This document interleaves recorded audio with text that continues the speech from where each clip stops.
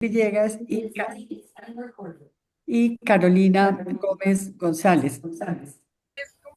Andrés es abogado de la Pontificia Universidad Bolivariana, con estudios de maestría en Derecho, con énfasis en responsabilidad civil y seguros, estudios de especialización en Derecho Comercial de la Universidad Pontificia Bolivariana, en responsabilidad civil y seguros de AFIT y en Derecho Laboral de la Universidad de Vigo. Es árbitro, abogado, consultor, litigante y es nuestro actual director del capítulo de Acoldese en Medellín. Y tenemos para alternar con él a la doctora Carolina Gómez González. Carolina es abogada de la Universidad Libre, es especialista en responsabilidad civil y daño resarcible de la Universidad Externado de Colombia. Es especialista en Derecho de Seguros de la Pontificia Universidad Javeriana, magíster en Derecho de Daños de la Universidad de Girona, España, con estudios de doctorado en Derecho Privado, con énfasis en Derecho de Daños en la Universidad de Salamanca, España, donde realizó también el curso de especialización en Derecho de Seguros. Es litigante, es docente universitaria en las materias de seguro y responsabilidad civil. Muchísimas gracias a los dos y adelante, por favor, para su presentación. Las preguntas para los que están conectados, por favor, las pueden hacer por el chat o esperar al final de las intervenciones para que puedan hacerlas o sus comentarios o la discusión que puedan abrirse en esta ocasión. Adelante entonces, Andrés Felipe y Carolina. Gracias, Carmenza. Gracias, doctora Carolina. La charla del día de hoy recoge un fenómeno que hemos denominado la inflación social en el seguro. Este fenómeno, esta presentación, nuestra idea es poderla hacer en varias sesiones, no solamente la del día de hoy. Hoy queremos concentrarnos como punto de partida de este fenómeno en las incidencias que ha venido teniendo la sentencia 072 del año 2025, que estamos cumpliendo pues un año largo de esa sentencia. El fenómeno en sí mismo envuelve la discusión de el aumento de la litigiosidad, del costo de las indemnizaciones y de los siniestros a partir de fenómenos que no solamente se explican en variables económicas clásicas, sino en otras circunstancias, entre ellas la actividad judicial, y por eso el mejor punto de partida para este tema no puede ser otro que la sentencia 072, que sin duda abrió varios componentes de discusión en este tópico. Ya en varios foros, incluso propios de Acoldese, hemos hablado de la sentencia 072. Hoy no vamos a repetir la incidencia que ella tiene en su estructura misma como sentencia, ¿verdad? Ya hemos hablado bastante sobre la misma, sino de su repercusión ya en nuestro medio, en cortes, en tribunales, en juzgados, de cómo se ha venido implementando a lo largo de este año, desde el momento en que se profirió, esas enseñanzas, esas discusiones, esos problemas prácticos que se han venido desarrollando. Y principalmente hoy vamos a mirarlo desde dos perspectivas. La perspectiva de la liquidación del daño. Recuerden que esa sentencia, entre muchos temas, establece un aumento en los topes de las indemnizaciones, en la manera de cuantificar el daño, principalmente el extrapatrimonial, cómo se ha venido repercutiendo esa situación a lo largo de este año, historia de la sentencia en los distintos tribunales. Pero adicional a ello, la concepción propia sobre la pérdida de la oportunidad. Recuerden que la sentencia nos ofrecía principalmente dos ideas sobre este tema. La tradicional, que es precisamente una tipología de daño autónomo y especial, pero también como un factor de imputación causal que permite construir toda la estructura de la responsabilidad en aquellos casos donde es difícil establecerla de manera directa. Vamos a mirar la incidencia entonces de la sentencia 072 como primer punto de partida en este tópico que queremos compartir con ustedes, incluso en otras jurisdicciones y en otros asuntos que van más allá de los problemas que se envolvían en la sentencia referida, que era un problema típico de responsabilidad civil médica.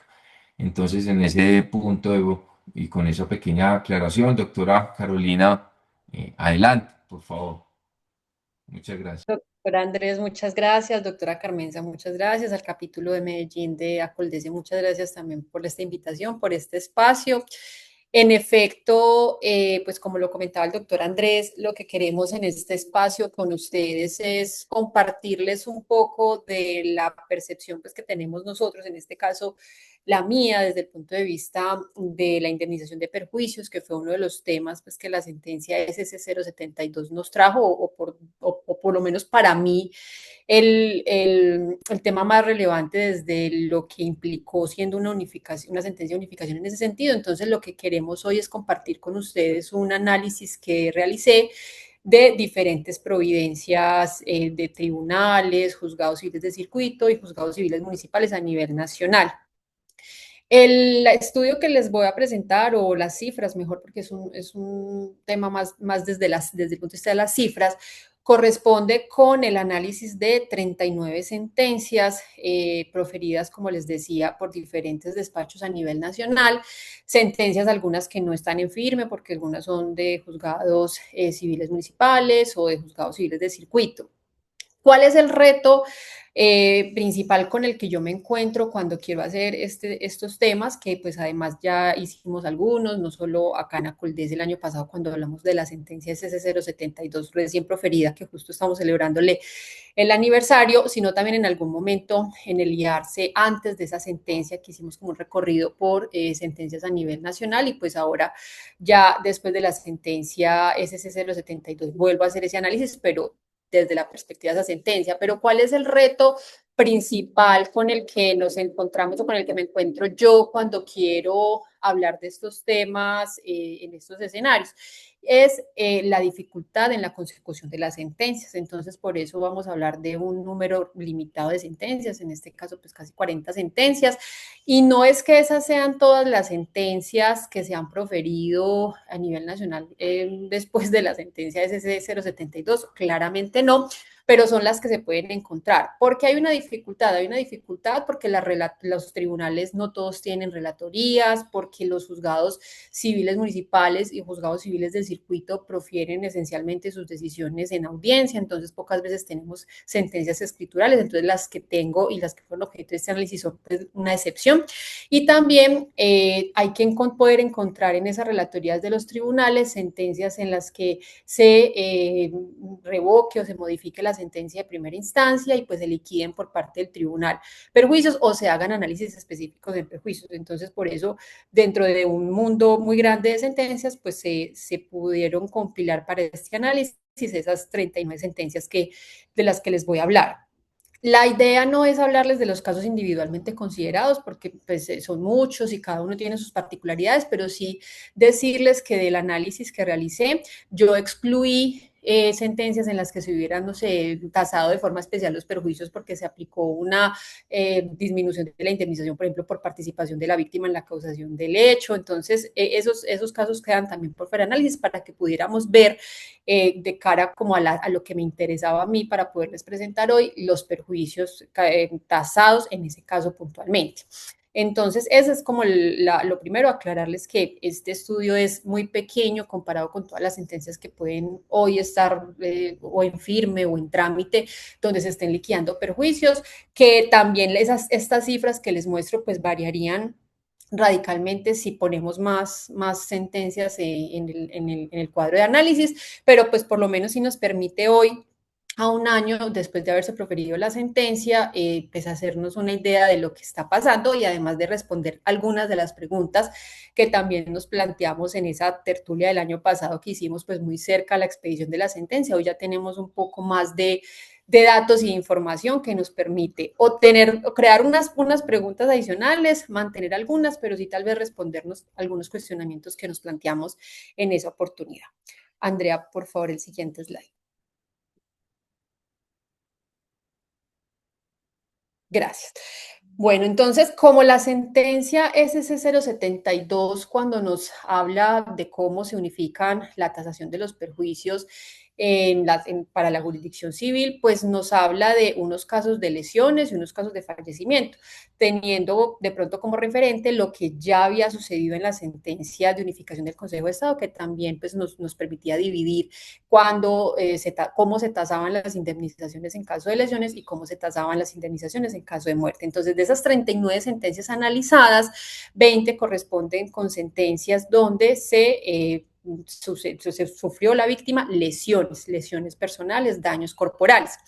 Y también me parecía importante, y por eso pues el primer slide lo que les trae a ustedes es una información sobre el lugar donde se han expedido las sentencias, porque me parecía a mí importante poder establecer en qué ciudades se habían dictado estas sentencias objeto de análisis, porque pues cuando uno habla con los colegas, los que litigamos, pues generalmente uno le pregunta al compañero o al colega, bueno, ¿cómo le ha ido con la sentencia? ¿Tiene casos donde se han aplicado? La respuesta que yo encontraba en general en mi medio de trabajo, pues era como que muy pocos casos habían tenido con la sentencia o no lo habían liquidado así. Incluso pues en mi experiencia solo, una sentencia me había sido proferida y habían liquidado los perjuicios con base en la SC 072, entonces podría estar la idea primero en ese voz a voz de que la sentencia no ha tenido suficiente repercusión o que esas sentencias donde se estaba aplicando provenían solo de tribunales como Medellín, Bogotá, Cali, pues de las ciudades principales. Entonces también parte de lo que yo quería averiguar y poderles compartir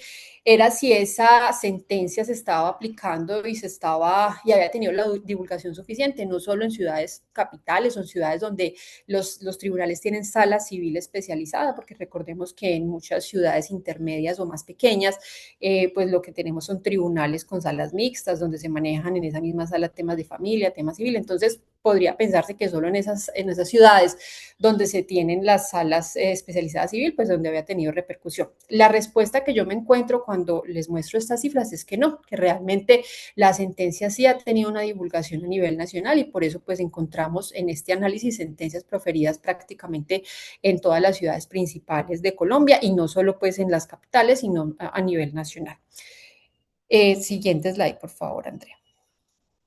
Bueno, también sucede lo mismo con las sentencias de casos de fallecimiento. Se analizaron 19 sentencias y también pues repartidas a nivel nacional. Ven que se encuentran en como lo vemos en la gráfica, sentencias en todas las ciudades. Entonces también eso me permitió a mí resolver como la primera inquietud que me presenté o la que quería resolver y era, bueno, la sentencia se está aplicando a nivel nacional o solo en ciertos tribunales además que esperábamos que acogieran más rápido la sentencia, como por ejemplo el de Medellín, que como ya sabemos venía desde antes de esta sentencia SC 072, ya tasando indemnizaciones en salarios mínimos, incluso con los topes que ya manejaba el Consejo de Estado. Entonces esperábamos, o yo por lo menos esperaba, que fuera muy lógico que la sentencia se aplicara ahí, pero la pregunta que me surgía era qué estaba pasando en las otras ciudades y pues acá lo que podemos evidenciar tanto en las sentencias de casos de lesiones como en las sentencias de fallecimiento es que a nivel nacional la sentencia está siendo aplicada, fue acogida y está pues debidamente divulgada.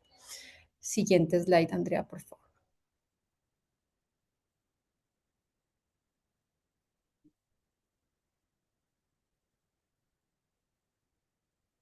Ahí.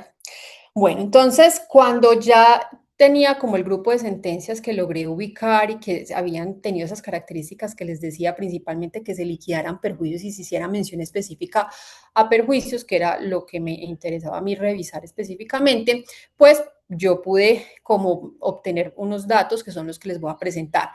Lo primero que hice fue plantearme preguntas. Yo cuando empecé a buscar las sentencias pensé, bueno, ¿qué quiero responder? ¿Qué quiero ver? ¿Qué quiero que las sentencias me muestren? ¿Qué quiero poder consolidar en estas cifras? Y lo que ustedes encuentran es una pregunta y pues la respuesta que encuentro del análisis de la sentencia. Entonces, la primera pregunta que les decía, pues que ya la respondimos, era si la sentencia se estaba aplicando o no a nivel nacional. La respuesta vimos, sí, se aplica a nivel nacional, tiene amplia divulgación y pues de hecho yo creo que hoy cuando uno llega a un juzgado civil, municipal, civil de circuito, pues está encontrando con manifestaciones que realizan los jueces respecto a la sentencia, entonces sí, está debidamente divulgada. Otra pregunta que yo me hacía era, bueno, después de la sentencia SC 072, los jueces civiles están profiriendo sentencias y están liquidando esos perjuicios en esas sentencias en salarios mínimos. La respuesta es que sí, el 100% de las sentencias revisadas, en este caso 20 de lesiones, pues todas tasaron sus indemnizaciones en salarios mínimos legales mensuales vigentes. Algunas lo hacen mixto, algunas ustedes van a ver, por ejemplo, liquidó los perjuicios morales en salarios mínimos y el daño a la vida de relación en pesos o al contrario, pero en todas el factor común era que, o la regla general común era que se liquidaban esas indemnizaciones en salarios mínimos. Entonces, el 100% de las sentencias revisadas en casos de lesiones, pues fueron tasadas sus indemnizaciones en salarios mínimos. También la otra pregunta que yo me planteaba era, bueno, ¿están estos jueces con base en esta sentencia condenando al tope de los 100 salarios mínimos legales mensuales vigentes para el ítem perjuicios morales? La respuesta es negativa. Ninguna de las 20 sentencias analizadas en el caso de lesiones condenó en perjuicios morales por el tope de los 100 salarios mínimos legales mensuales vigentes. Y acá es importante tener en cuenta que dentro de los casos analizados, hay dos de extrema gravedad en lesiones. Uno, de una persona que acreditó una pérdida de capacidad laboral igual o superior al 50%, entonces acreditó pues que estaba en un estado de invalidez, y otro de un señor que se encontraba en estado de coma profundo. Esto porque me parece importante aclararlo, porque podría pasar que si todas las sentencias analizadas, casualmente, todas tenían lesiones leves, pues sería poco probable que encontráramos topes como el de los 100 salarios mínimos, pero no, tenemos casos graves como esos dos que les cuento, incluso un caso de unas lesiones faciales y también de una persona que perdió prácticamente su seno por una mala práctica médica, casos en los que uno podría pensar que de acuerdo con el análisis de la Corte pudiese llegar a ese tope de los 100 salarios mínimos, pero negativo. Ninguna de las sentencias revisadas de estas 20 concedió el tope del ítem perjuicios morales, que sería de 100 salarios mínimos. Luego me pregunté también si alguna de las sentencias que revisé habían condenado por el tope del daño a la vida de relación, que recuerden en la sentencia SC 072, ese tope es de 200 salarios mínimos legales mensuales vigentes. También ahí la respuesta fue negativa. Ninguna de las sentencias analizadas condenó por este perjuicio, que es el daño a la vida de relación, a favor de la víctima directa por ese monto tope máximo de 200 salarios mínimos. E insisto, casos graves se analizaron y tuvimos la posibilidad de analizar dentro de ese número de sentencias casos graves y aún así, pues ninguna llegó a ese valor. También me pregunté si esas sentencias condenaban en perjuicios morales a favor de la víctima directa. La respuesta es sí, el 100% de las sentencias. ¿Y por qué importante esta pregunta para mí? Porque yo decía, bueno, si nosotros nos hacemos un símil de lo que era la sentencia de unificación del Consejo de Estado, pues allá el tema prueba de la pérdida de capacidad laboral es muy relevante. Sabemos que hoy hay unas sentencias que lo morigeran, que están diciendo otras cosas, pero si nosotros vamos estrictamente a la tabla que nos trae la sentencia de unificación del 2014, pues allá un factor importante o muy importante para la prueba del perjuicio y pues que haya lugar al reconocimiento en este caso incluso del perjuicio moral, pues será esa pérdida de capacidad laboral. Acá lo que yo pude encontrar, y ya más abajo les voy a mostrar incluso porque ese dato lo saqué, en cuántos procesos de estos se había probado pérdida de capacidad laboral. Entonces, no en todo se probaba y aún así se reconocía perjuicios morales. Lo que yo creo que eso nos permite ver es algo que ya nos imaginábamos cuando revisábamos la sentencia de SS 072, y es que esa pérdida de capacidad laboral no es el factor determinante para poder lograr en la jurisdicción civil la prueba del daño, el reconocimiento de la indemnización, así no haya pérdida de capacidad laboral. O sea, no es un elemento estructurante desde el punto de vista de la teoría del daño y vista pues solo desde ahí como la prueba. O sea, no es la prueba reina, por decirlo así, para lograr una indemnización por lesiones. Hay otros medios probatorios, incluso vamos a ver que hay casos en los que siendo menor la pérdida de capacidad laboral o incluso sin haberse probado pérdida de capacidad laboral, se reconocieron indemnizaciones superiores. Entonces, no necesariamente la pérdida de capacidad laboral es un criterio importante o determinante para tasar perjuicios inmateriales. Claro, lo será para tasar el lucro cesante futuro y demás, pero no para lo que yo pude ver en las sentencias, no para liquidar o tasar los perjuicios inmateriales, en este caso, perjuicio moral y daño a la vida de relación. También me pregunté si se estaban reconociendo en estas sentencias daño a la vida de relación para la víctima directa. También esa pregunta me parecía relevante porque recuerden que cuando nosotros hacíamos el símil de la sentencia SC072 con la sentencia de unificación de perjuicios del Consejo de Estado del 2014, pues encontrábamos de entrada algo que pues, nos choqueaba como a todos, porque decíamos, bueno, ¿cómo vamos a manejar en la jurisdicción civil una tipología adicional de perjuicios inmateriales? Porque pues teníamos ya los perjuicios morales, teníamos la discusión de si el daño a la vida de relación era el mismo daño a la salud, la sentencia SC072 ya nos dijo, no, eso es un perjuicio autónomo e independiente, entonces tenemos perjuicios morales, daño a la vida de relación y daño a la salud adicionalmente, ¿cierto? Entonces, esa era también de las dudas que nos planteábamos cuando hablábamos inicialmente de esta sentencia y cuando se profirió, y es, bueno, esto, ¿cómo lo van a manejar los jueces? Entonces ya sabemos que no es lo mismo para la jurisdicción civil, contrario a lo que pasó en la jurisdicción administrativa, donde se recogieron todas esas denominaciones de lo que era en su momento el daño fisiológico para terminarlo llamando daño a la salud y reconociéndolo solo a la víctima directa en caso de lesiones. Entonces era cómo va el juez civil a aterrizar esto en sus decisiones en el día a día. Entonces la pregunta era, ¿se condena en todos los casos de lesiones por daño a la vida de relación a la víctima directa? Pues del análisis de estas sentencias la respuesta es que sí, porque el 95%, esto es 19 de las sentencias, 19 de 20 de las sentencias analizadas, pues se condenó tanto por perjuicio moral como daño a la vida de relación a favor de la víctima directa, independientemente que se hubiera probado o no pérdida de capacidad laboral, porque también eso ya les voy a mostrar esa cifra.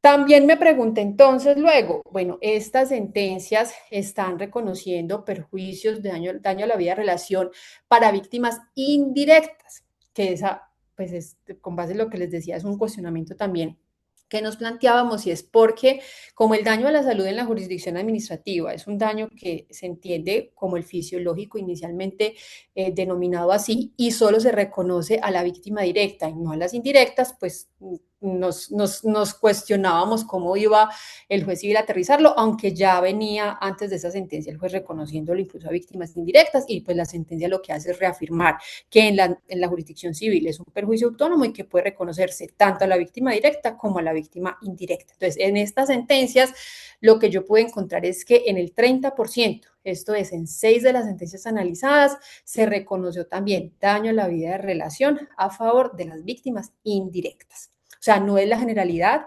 no es automático el juez civil, por decirlo así, en asignar porcentajes de indemnización tanto por perjuicio moral como daño a la vida de relación para víctimas directas e indirectas, sino que pues vemos que el porcentaje, si bien es importante, no termina siendo significativo, pues no termina siendo siquiera pues, la mitad de las sentencias analizadas en las que se ha reconocido el daño a la vida de relación a víctimas indirectas derivadas de lesiones. Entonces, está obviamente sentado el precedente, puede reconocerlo el juez civil, ya tenemos, digamos, resuelta esa discusión de si era lo mismo o no, pues ya sabemos que el daño a la salud es una cosa en la jurisdicción civil, el daño a la vida de relación es otra, y que pues podrá pretenderse dentro de estos procesos ese reconocimiento de daño a la vida de relación de víctimas indirectas, pero pues que no es de pronto la regla general en las sentencias analizadas.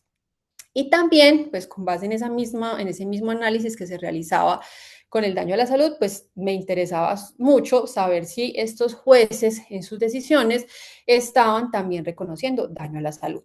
De esas 20 sentencias, yo encontré que solo en 2 se reconoció daño a la salud adicional de perjuicio moral y daño a la vida de relación, pero no en el entendimiento de la sentencia SC072.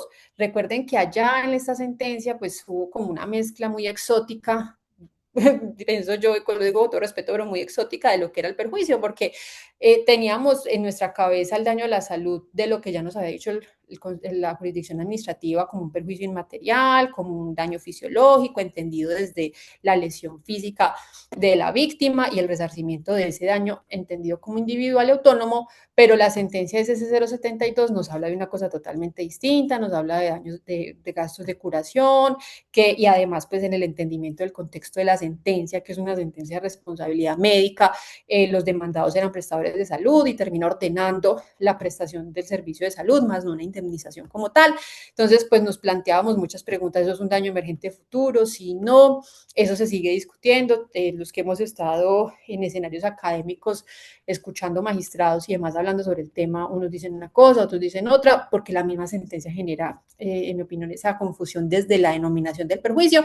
Pero lo cierto es que estas sentencias analizadas, esas dos en las que se reconoce daño a la salud, no lo entienden precisamente como lo entiende la sentencia SC 072, no ordenan una prestación del servicio médico a la víctima, sino que, por ejemplo, en una de ellas, donde se reconoce de forma autónoma este perjuicio, es el caso del señor que está en coma profundo, y lo que dice el juez en ese caso es que reconocerá una indemnización, creo que son como 50 o algo salarios mínimos legales mensuales vigentes, que se le pagarán a la víctima para que pueda con eso sufragar gastos para que lo cuiden. O sea, una mezcla de una cosa y la otra, pero no una condena específica para la prestación de servicios de salud en adelante hacia futuro, como nos lo presentó la sentencia SC 072.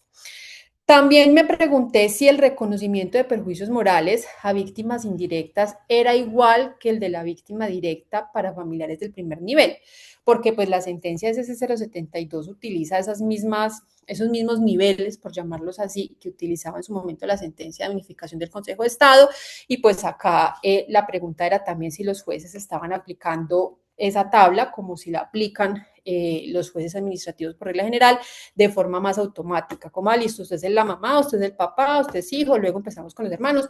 Pues yo lo que encontré es que solo en un caso de las 20 sentencias analizadas se reconoció la misma cantidad o el mismo número de salarios mínimos legales mensuales vigentes a favor de una víctima indirecta que la directa, solo en uno. De resto, en los otros 19 casos se reconocían indemnizaciones diferenciales a las víctimas, independientemente que fueran cónyuges, hijos o padres que están en el primer nivel. Entonces, también no encontré yo una tendencia en estas sentencias que nos permitiera concluir que en efecto los jueces están reconociendo el perjuicio solo por el parentesco, en este caso en el primer nivel, en la misma proporción que lo hicieron a favor de la víctima directa. También en ese mismo sentido, pues si el daño a la vida de relación se reconocía igual o no, y pues acá sí encontré que las indemnizaciones tienden a ser un poco mayores en cuanto al daño a la vida de relación, pues 11 sentencias de las analizadas de 20 reconocieron daño a la vida de relación y a las víctimas indirectas y lo reconocieron en el mismo nivel.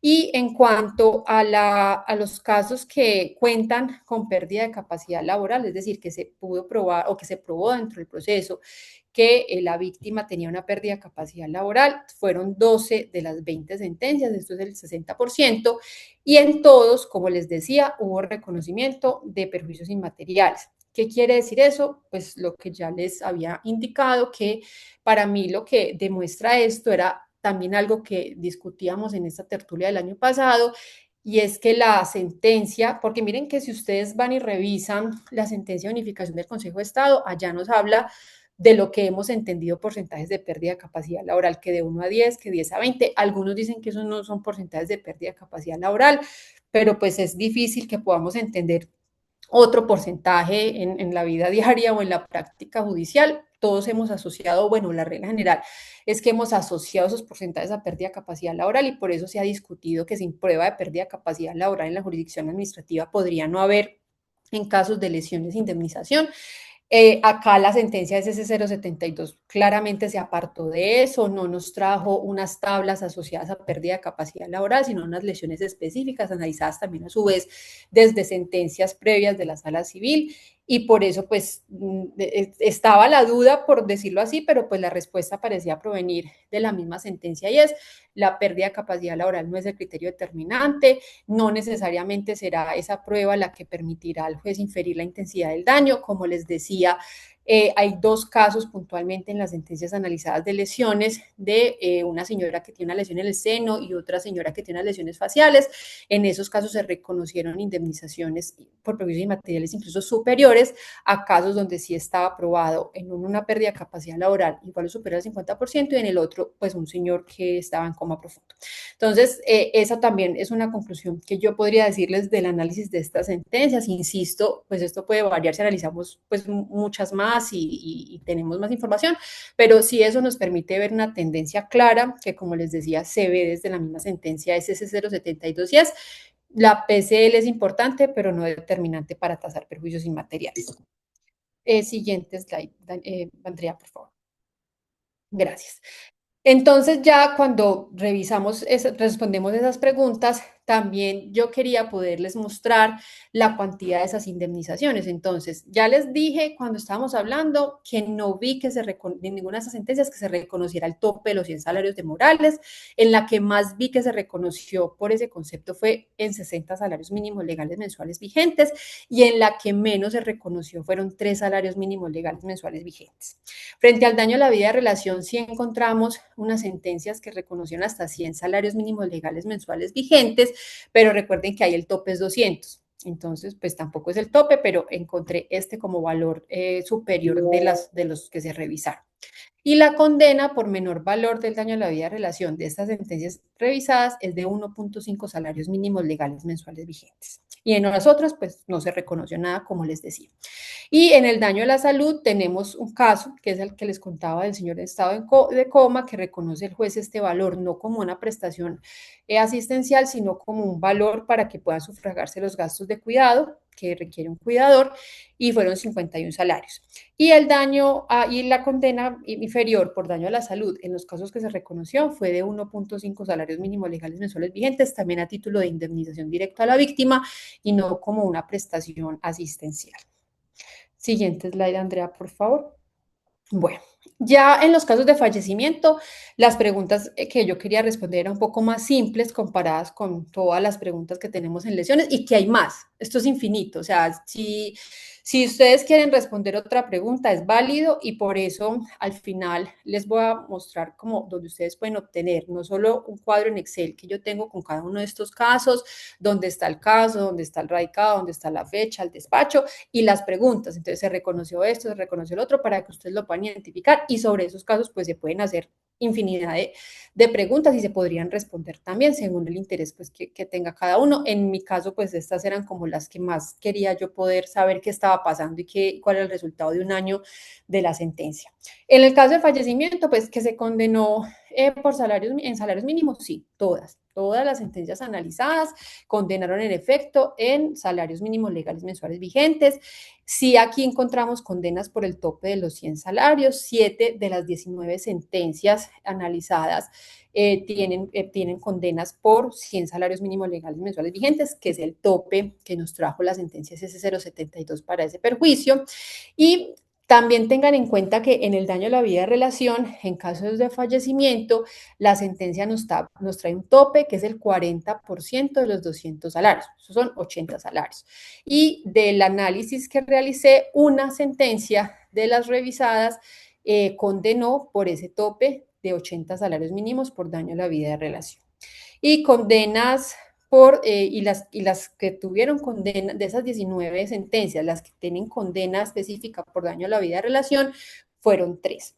También eso me permite a mí concluir que no es la regla general, por lo menos no hasta el momento en la jurisdicción civil, porque también eso era un tema que generaba mucha discusión, y era, bueno, si el daño a la salud en la jurisdicción administrativa se reconoce solo a la víctima directa y por casos de lesiones, pues algunos argumentábamos que la jurisdicción civil, pues teniendo en cuenta ese análisis, no se podría reconocer daño a la vida de relación, porque allá pues era lo mismo. Ya aquí sabemos que no es lo mismo, son dos perjuicios autónomos para la jurisdicción civil, porque nos lo dijo así la sentencia C072, una cosa es el daño a la vida de relación, otra cosa es el daño a la salud, y en ese entendimiento del daño a la vida de relación, pues también ya teníamos antecedentes en la sala civil antes de la SC072, donde se había reconocido daño a la vida de relación por casos de fallecimiento. Entonces, no es que estuviera por escrito, no es que no se pudiera reconocer, sino que no son muy usuales las sentencias, o bueno, por lo menos desde mi ejercicio profesional y de los análisis que hacíamos en su momento de las sentencias de la sala civil, donde se reconociera ese daño a la vida de relación en casos de fallecimiento. Y pues pienso yo que sigue siendo un poco excepcional, porque de las 19 sentencias analizadas,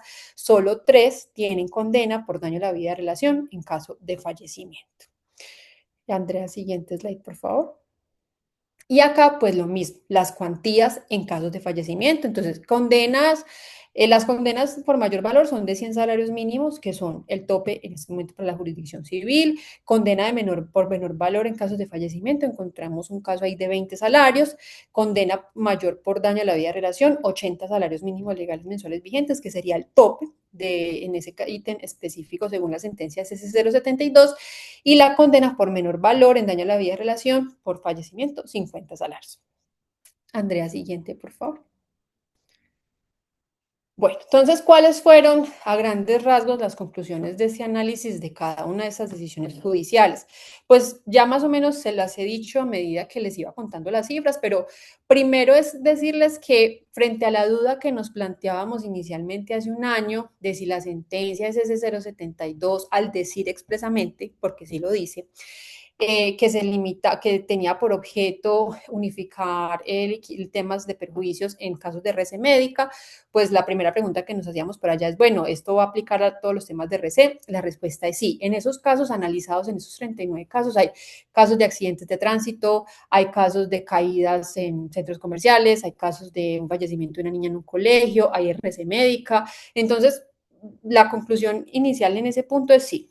O sea, frente a esa pregunta que nos planteamos hace un año, la respuesta que yo les puedo dar es, no hay otra, o sea, no hay otra sentencia de unificación de perjuicios, entonces los jueces para cualquier caso donde están liquidando perjuicios están echando mano usualmente de esta sentencia. Los reparos más comunes hoy en los recursos de apelación de los apoderados de demandantes y de víctimas, pues es que no se aplica la sentencia o no se aplica bien, entonces es un tema que, digamos, superado. Todas las sentencias revisadas cuantificaron sus indemnizaciones en salarios mínimos legales mensuales. Sí, o sea, hoy decir que no se liquidan perjuicios en salarios mínimos, pues yo pienso que es un error desde el punto de vista de lo que nos está mostrando la realidad de las decisiones judiciales. Sí, los jueces fue tal vez el cambio más fácil de hacer y es simplemente empezar a tasar indemnizaciones de salarios mínimos. Tendríamos unas discusiones muy interesantes y muy profundas ahí desde la congruencia de la decisión, si el abogado pidió 50 millones y ahorita le van a dar 100 salarios. Es un tema además abismal la diferencia, lo hablábamos en el 2024 cuando hacíamos esta misma revisión de sentencias con el IARCE, que estamos hablando ya casi el doble de una indemnización, hoy podemos decir que es el triple porque pues si le sumamos a eso el aumento del salario mínimo en el 2026, pues las indemnizaciones se han multiplicado, por lo menos pues tasando desde un salario mínimo, eso nos marca una diferencia ostensible. Tampoco vi en las sentencias que analicé que los jueces están aplicando los topes de forma automática. Yo en las sentencias veo que los jueces siguen haciendo un análisis muy profundo de la intensidad del daño. No es como de pronto en la jurisdicción administrativa, que es más común ver que el juez simplemente coge la tabla y la aplica y pues se encuentra el fallecimiento, usted es la mamá, usted es el papá y empieza a otorgar esas indemnizaciones así. Yo no me encontré de pronto con ese tipo de análisis en estas sentencias, veo análisis profundos, veo a los jueces también calificando o cuantificando esa intensidad del daño y por eso es que vimos que los topes no son tal vez lo más usual en estas decisiones judiciales, sino que se hacían reducciones en las indemnizaciones con base en la apreciación que hacía del juez de esas pruebas. Son también excepcionales las sentencias en las que se condena por los topes, también lo vimos. Respecto al daño a la vida de relación en caso de lesiones, se observa cómo las decisiones de los jueces se apalancan especialmente en este ítem de la sentencia SS072. Si ustedes recuerdan y miran los cuadritos o las tablas que nos trae la sentencia, hay un ítem en daño a la vida de relación que se denomina otras afectaciones en el cuerpo. Ese es como el genérico. Yo noté en estas decisiones que ese es como de la que más echan mano los jueces al momento de tasar el perjuicio, específicamente el que habla de otras afectaciones que va entre el 3 y el 15% de salarios mínimos legales mensuales vigentes.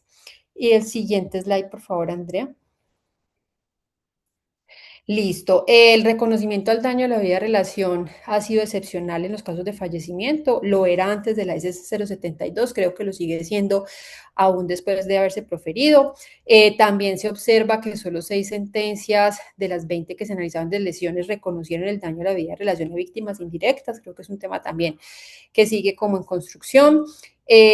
No existe uniformidad de las decisiones judiciales, lo anticipábamos hace un año, doctor Andrés, cuando le hablábamos de la sentencia, y es que yo creo que la misma sentencia genera o confusiones en sí desde las mismas definiciones del perjuicio o tampoco tanta claridad sobre cómo se deben aplicar las tablas, entonces eso también se ve reflejado en las decisiones judiciales que pues ya vieron que pasamos de unos valores a otros, pero pues sí, claramente es una sentencia de unificación, los jueces así lo entienden, tratan como de aplicarla, pero eso no ha evitado que sigamos teniendo decisiones que no son uniformes y que también pues obedecen a cada caso de manera particular y pues yo creo que está bien porque precisamente la sentencia era muy insistente en todo su texto en que el juez no pierde la capacidad de arbitrio judicial, pues o sea, eso no se ha limitado y pues el juez eso simplemente es un criterio orientador.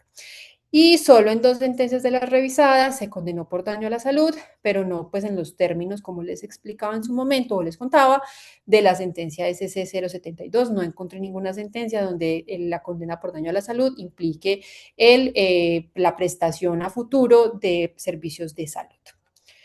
El siguiente slide, por favor, Andrea. Bueno, y en este código QR, que ya acaba de verificar y si está la información porque algunas veces cuando lo comparto no la pueden descargar. En este código QR ustedes van a encontrar las sentencias analizadas, están divididas por ciudades para que las puedan ubicar y también encuentran el cuadro en Excel donde pues está la sentencia, su radicado, el despacho, la fecha y las preguntas que se resolvieron o que se le hicieron a cada pregunta y las respuestas frente a la sentencia por si tienen interés en algún caso en particular. También esto es un tema en construcción, dependo, como les decía, de poder tener las sentencias, tener el insumo, poderlo poner. Entonces, el que tenga sentencias, me las quiera compartir, se lo agradezco porque pues a la final, tal vez en un año más podemos volver a ver qué pasó con mayor número de sentencias. También eso nos va a permitir tener métricas más reales, métricas más certeras, pero como les decía, es un tema que seguimos trabajando y que pues variar, podrá cambiar en cualquier momento para un lado o para el otro. Creería yo que la tendencia es a que los jueces se sientan aún más cómodos con la sentencia y pues de pronto sigan incluso subiendo los valores indemnizatorios, porque como vimos aún no se está llegando a los topes, pero pues quedo abierta y muy pendiente si alguno tiene sentencias que me pueda compartir. Esto era doctor Andrés, doctora Carmenza, el estudio que se realizó de cara al impacto económico de la sentencia y pues quedo muy atenta a las dudas que me puedan presentar. Muchas gracias. Muchas gracias, doctora Carolina. Sí, la sentencia sin duda está vigente y se viene replicando. En esta presentación que nos hace es evidente pues que en los temas típicos de responsabilidad civil se viene tomando en cuenta como un parámetro fundamental para la tasación de los perjuicios. Ahora quiero compartirles dos puntos específicos que digamos que se salen un poco del esquema tradicional de la responsabilidad civil, pero que aplican directamente la principialística de la sentencia 062 e incluso expresamente se refieren a ella. Y queremos hablar que esta sentencia incluso ha trascendido la sala civil de la Corte Suprema de Justicia para llegar a la sala laboral a un tema que en principio había sido resuelto por la sala laboral de una manera completamente diferente, si bien con ideas propias de la responsabilidad civil bajo el esquema del lucro cesante, pues entiende que ya lo que debe aplicarse es la pérdida de la oportunidad analizada como la analizó la sentencia 072. Les estoy hablando particularmente del problema que se genera cuando una persona quiere hacer el cambio en su régimen pensional, ¿verdad? En su afiliación a los regímenes privados, al régimen de ahorro individual con solidaridad, y se quiere pasar en su momento, o se pasó, o no pudo hacerlo, al régimen de prima media manejado pues hoy.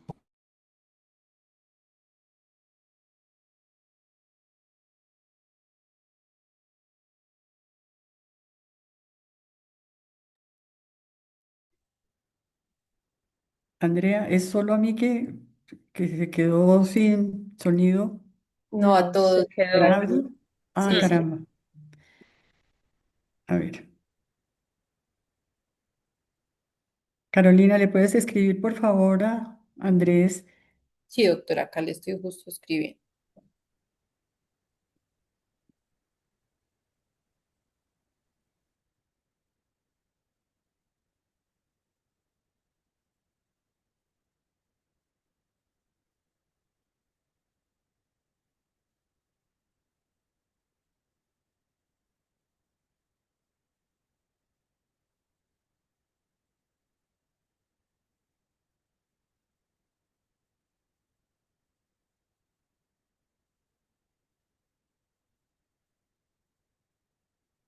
Doctora, entiendo que se le fue la luz al doctor Andrés, estamos Ay, acá. ay, ay.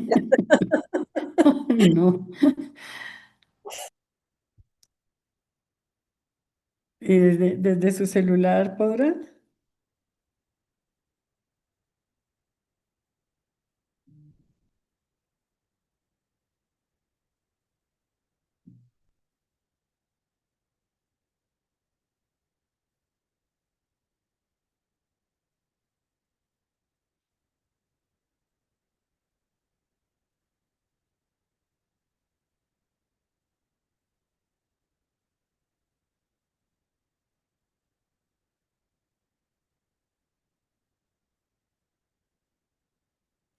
Doctora, ya está reingresando el doctor Andrés. Bueno, muy bien.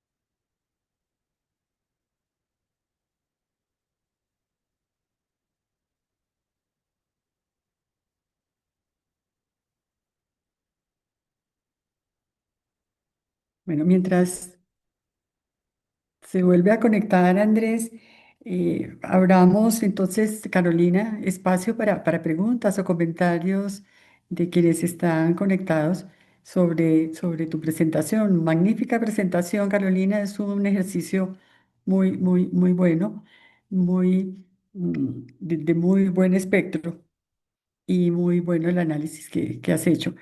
Eh, Gracias. ¿Alguien quiere hacer un comentario? Andrea, ¿abrirías por favor el micrófono de la persona que levante la mano? Sí, sí, señora.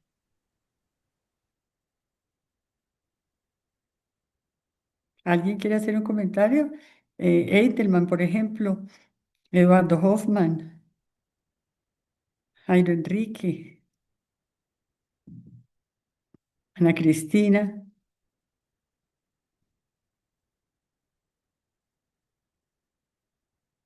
Rafael Ariza, tiene levantada.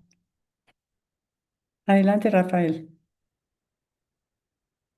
Sí, con una felicitación muy especial por la excelente presentación que ha hecho la doctora Carolina. Yo quería preguntarle, porque de pronto no me quedó claro si fuera posible, pues saber si en lo que tiene que ver con el reconocimiento genérico de la indemnización del daño a la salud, ¿se ha encontrado algunos pronunciamientos o alguna tendencia en relación con esa idea de condenar de manera genérica a que se realice la atención ad infinitum de una persona con cargo al seguro o a la obligación o débito de responsabilidad del victimario? Esa sería como la pregunta que quisiera que me quedara más claro si es posible. Gracias, doctor Rafael. No, realmente de todas las sentencias revisadas en casos de lesiones, que sería donde eventualmente aplicaría este daño a la salud como estaba pues, concebido en la sentencia de SS072, ninguna lo reconoció así. Solo hay un caso de una persona que está en estado de coma profundo y el juez trata de más o menos traer un poco o un pedazo sí, de la definición de la sentencia SS072 porque pues el señor requiere cuidados permanentes precisamente por su estado y él dice que si bien no se probó como que se la cuantía mejor del costo de la persona que lo va a cuidar, sí consideró que era procedente el reconocimiento del daño a la salud, con esa idea precisamente de tener quien lo cuide, pero lo reconoce por 51 salarios mínimos legales mensuales vigentes y como indemnización pagada directamente a la víctima, no como prestación del servicio de salud. Entonces, no, ninguna de las sentencias que revisé, solo dos concedieron daño a la salud, lo concedieron en una visión, pues como en este caso distinta, y ninguna concedió a la prestación de servicios de salud. Yo veo que el doctor Eidelman tiene como la mano levantada también. Sí, listo. Gracias, Ya estamos aquí, que Allá vuelve el doctor Andrés. no estamos, no estamos libres de problemas técnicos. Disculpa por Andrés, el pero es que audio. estábamos haciendo espacio para que te reincorporaras y hay una pregunta, Gracias, creo, de Carmen. Eidelman. Mientras tanto, entonces, abrimos a comentarios o preguntas sobre la presentación de Carolina. Tú tenías levantada la mano, Eidelman. Sí, muchas gracias, doctora Carmen. Un saludo a la doctora Carolina Andrés. Muchas gracias por lo que llevan de la exposición. Yo quería hacer una pregunta con un comentario, y es si en las sentencias que analizaron ustedes encontraron algún tipo de análisis de la no retroactividad, digamos, de las normas. ¿Y a qué me refiero? Un tema que es muy injusto en estos casos, en cualquier escenario en el que se aplique la jurisprudencia como fuente normativa primaria, es el tema de la retroactividad de la ley. Porque es muy injusto que a una persona le apliquen una jurisprudencia como norma por unos hechos que cuando ocurrieron esa jurisprudencia no existía. Yo aclaro que no soy experto en derecho constitucional, pero lo que entiendo es que hasta el momento no hay como un análisis de la Corte Constitucional sobre ese punto y digamos nosotros en un caso que tuvimos de tutela, no se hizo un análisis muy somero al respecto, en el que nos aplicaron esta sentencia y pues digamos que en una frase nos sacaron algo así como pues no, estamos obligados a cumplir la jurisprudencia y period. Entonces no sé si ustedes en las sentencias que analizaron de pronto encontraron algo al respecto y también saber su opinión. Doctor Eidelman, sí, pues precisamente eso era algo como que yo les planteaba como una preocupación y un análisis. Incluso le cuento que tuve la oportunidad de encontrarme hace muy poco con el abogado que es el apoderado de los demandantes en el caso de la sentencia SS072, el doctor Jesús Alberto Buitrago, y teníamos una conversación sobre esto, sobre esta sentencia, e incluso él, pues que podríamos decir, pues es como el beneficiado con la sentencia y bueno, y pues el caso que llega allá y logra esta decisión, pues que tiene tanto impacto. Él mismo es muy crítico de eso precisamente que usted nos está diciendo ahí y también les decía yo que para mí esto genera una pregunta muy profunda, muy grande sobre incluso congruencia, porque pensemos en el caso de la demanda, bueno, algunas ya desde hace varios años los abogados pedían los 100 salarios mínimos porque cogían el valor de la jurisdicción contenciosa administrativa, pero tenemos muchas otras demandas donde pedían 50 millones, 60 millones, entonces ahorita sale la sentencia por 100 salarios y eso son como 3 veces 60 millones, entonces también uno se pregunta hasta dónde ahí el juez no está reconociendo un valor más allá de lo pedido, sabiendo que estamos en una jurisdicción en la que el juez pues no debería, pues, no tiene una facultad ultra o extra petita. Entonces, sí, algunas de las sentencias analizadas, doctor, pues simplemente, como usted lo dice, de un plumazo, lo que dicen es, estamos actualizando valores. Entonces, algunos jueces, de pronto por eso, y de pronto por eso es que no vemos que la generalidad sea que las sentencias están reconociendo el tope de los 100 salarios, en los casos que el tope es ese, sino que lo que están haciendo es, en algunas sentencias lo decía, la jurisdicción, el juez de primera instancia reconoció 60 millones, entonces yo voy a hacer una actualización y voy a reconocer, dice el tribunal, 60 salarios. Hacen ese símil. Entonces, por eso no se ve que todas lleguen a los 100, pero no se hace un análisis de lo que usted pregunta, siendo, doctor, un tema que también considero yo de absoluta relevancia, no solo de hasta dónde primero es la sentencia aplicable a casos que venían siendo manejados con una visión distinta, con otras sentencias que ya teníamos de la sala civil, sino incluso visto desde cómo se pidió. Porque es que si lo comentábamos con el doctor Andrés en la tertulia pasada, del año pasado, cuando hablamos de la sentencia y trajimos todas las cosas, yo les comentaba, precisamente por el conocimiento que tengo del abogado que es la representante de víctimas, yo en su momento hablé con él antes de hacer la presentación con ustedes, y también se los decía en ese momento, y es que yo creo que la sentencia se profirió como se profirió porque la demanda le dio ese insumo. Entonces, si ustedes van y miran, este es un abogado que escribe sobre daño, él tiene libros precisamente sobre ese tema, y esta demanda la había presentado hacía como 25 años,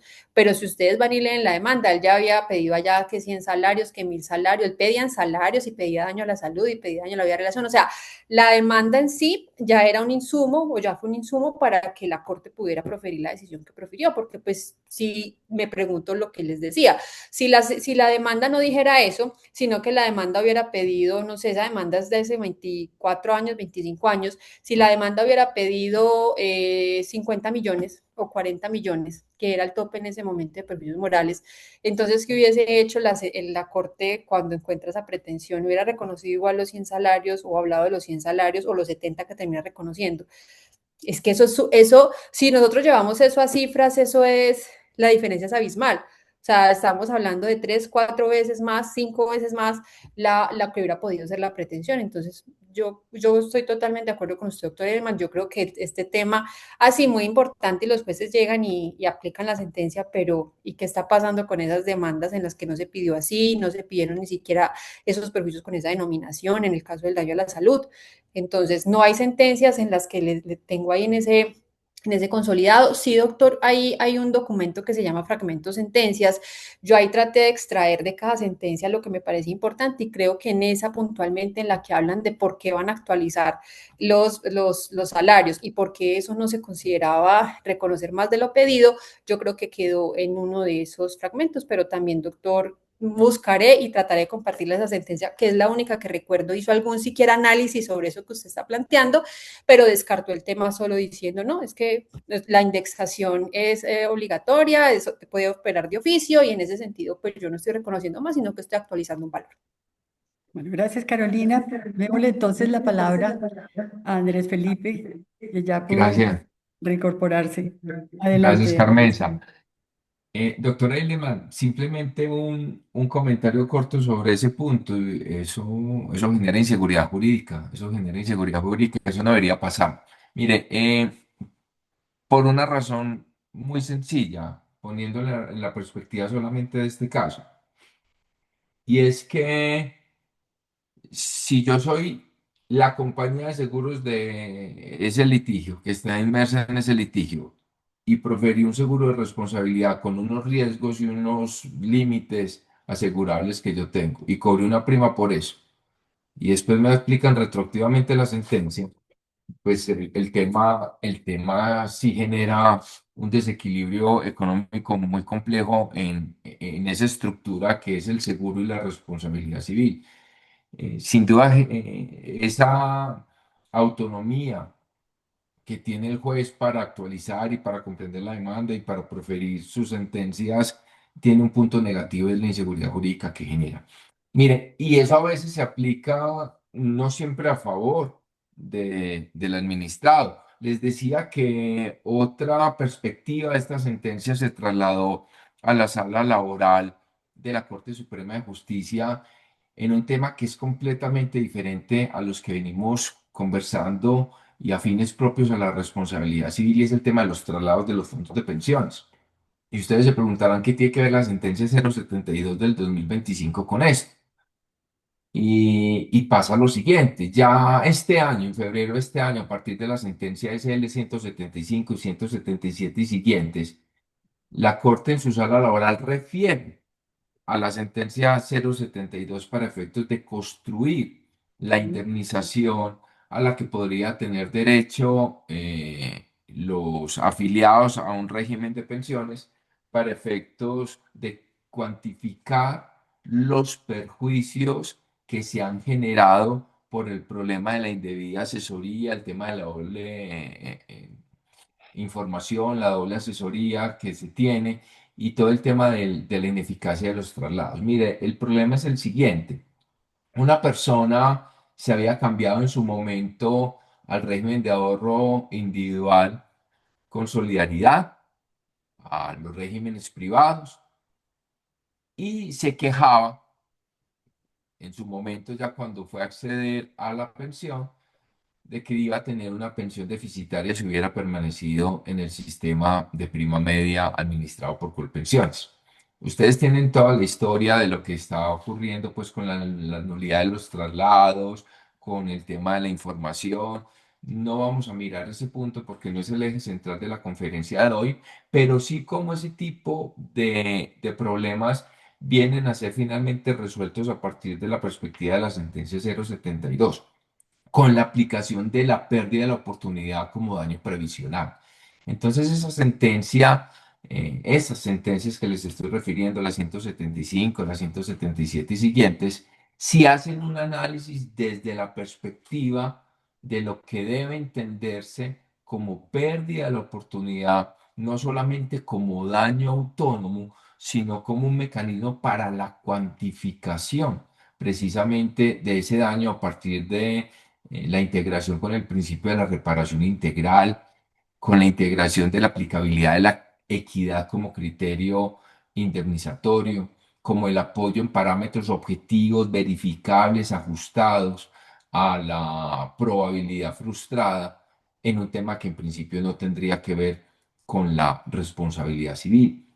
Y ahí es donde uno ve la capacidad que tiene esta sentencia de influenciar en otros sectores, en otras instituciones y, por qué no, en otras salas de la misma Corte Suprema.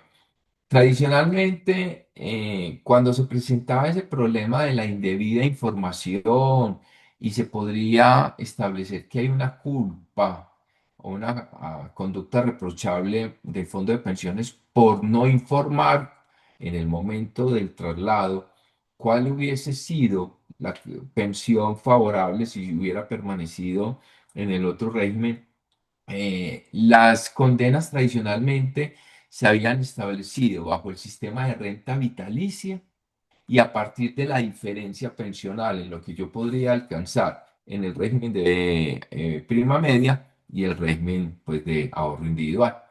Y así se fueron desplegando pues las sentencias hasta que en este año, precisamente en aplicación de la teoría de la pérdida de la oportunidad fundada y entendida a partir de la sentencia 072 del 2025, la Corte en su sala laboral cambia por completo la manera de identificar el daño y de cuantificar el daño, en el sentido en que no debe ser una renta vitalicia, sino por el contrario, una suma única calculada a partir de unas ecuaciones, de unas fórmulas matemáticas que tienen muchas variables, como las semanas de cotización al momento del traslado, como las semanas mínimas requeridas para pensionarse, como la de la afiliada al momento del traslado, como la mínima exigida para poder acceder a la pensión, y finalmente establecen una suma única, ¿verdad? Y no esa renta vitalicia a partir de las diferencias. Y entiende que el daño que se genera en virtud de la indebida información no es la pérdida del resultado garantizado con la pensión como tal, sino la probabilidad de obtener esa ventaja, que precisamente es la aplicación propia de la teoría de la pérdida de la oportunidad. Entonces abandona el esquema de indemnización como renta vitalicia, adopta el de la pérdida de la oportunidad, hace un análisis estadístico con esas variables que les acabo de referir, hace un pago único, calcula la probabilidad no como una certeza, sino mejor como la posibilidad de poder llegar a lograr la mejor pensión posible y establece entonces esa probabilidad pensional y condena a una suma única. Aquí la Corte establece precisamente que la teoría de la pérdida de la oportunidad es aplicable en un tema como estos, ¿verdad? que no es solamente la certeza del lucro cesante como tal, y hace una diferencia eh, muy importante sobre el concepto propio del lucro cesante y el concepto propio de pérdida de oportunidad a partir de la certeza de la obtención de la ventaja, que eso clásicamente es lo que se discute en esta institución, y nos advierte que cuando se habla de lucro cesante se exige una certeza de ganancia, deja de percibir, pero cuando hablamos de la pérdida de la oportunidad, lo que se indemniza es la frustración de una probabilidad seria, real, actual de obtener una ventaja. Digamos que la sentencia no cambia la perspectiva de la pérdida de la oportunidad, la sentencia recoge las reflexiones de la pérdida de la oportunidad, pero a partir de la aplicación de la sentencia 072, la aplica en un escenario donde tradicionalmente no tendría por qué hablarse de la pérdida de la oportunidad de obtener una mejor pensión, y cambia ya no a favor precisamente del administrado, del pensionado, sino en contra de sus intereses económicos, para pasar de una renta vitalicia a un tema de un pago de una suma única. Entonces, miren la influencia que tiene directamente la aplicación en instituciones que en principio están ajenas a la principalística de la responsabilidad civil como la conocemos. El otro punto que quería referir es el que tiene que ver con los proyectos inmobiliarios. Y cuando hay una indebida manifestación de la información de cara a la obtención del punto de equilibrio o del fracaso futuro del proyecto inmobiliario. Y ahí también se está aplicando la teoría de la pérdida de la oportunidad a través de las reflexiones y de cómo lo entendió hace un año la sentencia 072. Porque recordemos que allí no simplemente nos enseñaban o nos decían que había una aplicación como un daño autónomo, sino también como un factor de imputación de la causalidad para efectos de poder explicar la indemnización de ciertos daños en aquellos casos complejos donde no podríamos aplicar con certeza los presupuestos de la responsabilidad y el establecimiento del nexo causal. ¿Cómo se maneja en este tipo de casos? Lo que se reprocha entonces es la falta de información a la persona que está utilizando ese sistema de inversión para la construcción de un proyecto inmobiliario, llámese frente a un esquema fiduciario o simplemente frente a un gerente o a un promotor de un proyecto inmobiliario, quien no da la información suficiente y a tiempo para efectos de decirle a estos futuros inversores o aquellos que ya han invertido que el proyecto no va a salir a buen fin. Y entonces los pronunciamientos judiciales que hemos podido referir advierten que la no manifestación oportuna de que el proyecto podría llegar al fracaso le quita la oportunidad al inversor de retirar su inversión antes de la llegada al punto de equilibrio. Porque generalmente en estos esquemas de producción y de proyectos inmobiliarios, encontramos que hay una limitante temporal del retiro de los aportes de la inversión por parte de los interesados con posterioridad al establecimiento del denominado punto de equilibrio.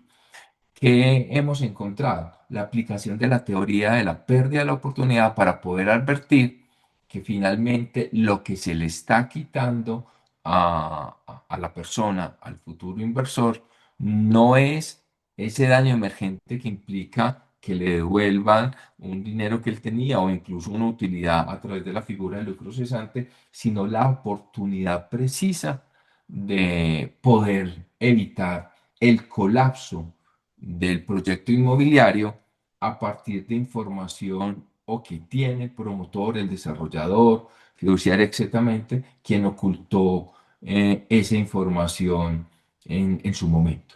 Entonces, miren que encontramos un tema importante de cómo también la tesis de la pérdida de la oportunidad se extiende a unos escenarios que en principio no eran los que comúnmente o clásicamente se venían trabajando como tipo de daño autónomo o si se quiere como una categoría que obligaba a realizar un análisis estadístico para efectos de indemnizar solamente la frustración de poder no acceder a ese escenario de ventaja o de evitabilidad de un perjuicio.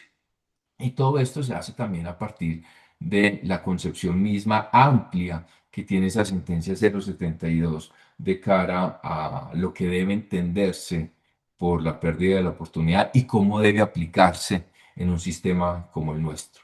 Entonces, tenemos hoy en día escenarios donde funciona como daño, pero también tenemos hoy en día escenarios donde funciona como factor de imputación y tenemos escenarios que permiten extender precisamente a situaciones que en principio no estaban catalogadas como propias de esa pérdida de la oportunidad. Y todo eso nace o se fortalece como idea judicial, de la actividad judicial, a partir de la sentencia que hemos referido. Doctor Hoffman, usted tiene la mano levantada. Si quiere, entonces, para honrar también el tiempo, podemos dar paso a las preguntas, doctora Sí. Carmienza.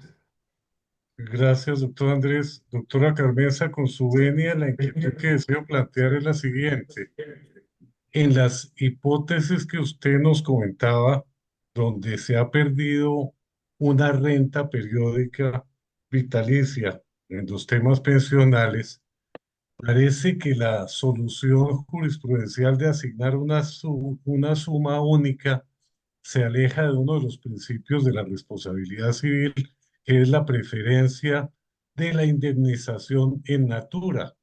Es decir, la víctima debe estar compensada en la cuantía o en el concepto específico que le ha ocasionado el daño.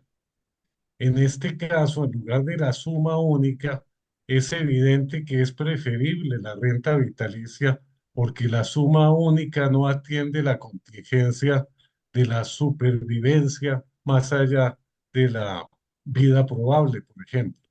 Entonces yo creo que convendría un análisis y una crítica a esa orientación jurisprudencial desde esa perspectiva de la obligación de preferir la indemnización en natura y no la indemnización en suma única. En muchas ocasiones esa indemnización puede ser inferior a la necesidad o superior según las circunstancias de cada individuo beneficiado. Muchas gracias. Tiene toda la razón. Incluso si fuese una suma única que comprendiera todo el daño, que es lo que generalmente utilizan los esquemas de responsabilidad civil. Yo te pago a hoy todo el lucro cesante que se te va a generar durante la expectativa temporal y razonable del daño. Pues uno diría, me están pagando ya y no por cuotas, por decirlo olímpicamente, pero incluso aquí la indemnización baja considerablemente por la aplicación de la probabilidad estadística pensional. Entonces, no solamente recibe una suma única, sino que recibe menos dinero aplicando la teoría de la pérdida de la oportunidad.